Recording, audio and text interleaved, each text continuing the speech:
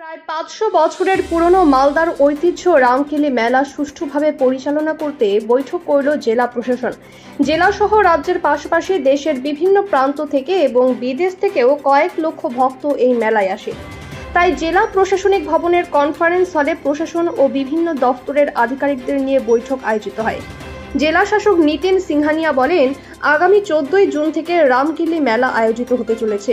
অন্যান্য বছরের মতো নিরাপত্তা সহ বিভিন্ন আয়োজন করা হবে।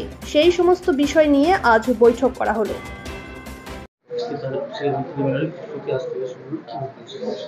রামকেলি মেলা 14 জুন থেকে আমাদের হবে, 3 দিন ধরে প্রত্যেক বছরই হয় এবং তার যে সেফটি সিকিউরিটি অ্যারেঞ্জমেন্টস তার নিয়ে আছে coordination meeting with various departments আছে করা হয়েছে এবং যেভাবে আমরা প্রত্যেক বছর সেফটি সিকিউরিটি অ্যাসপেক্টসকে মাথায় রেখে যা যা ব্যবস্থাগুলো করা হয়, টয়লেটস থেকে শুরু করে আরও যা যা ব্যবস্থা হয় সবগুলোই টেক আপ করা হয়েছে এবং আমরা চেষ্টা করব যাতে কোনো ধরনের কোনো অসুবিধা কোনো পিলগ্রিমের না হয়।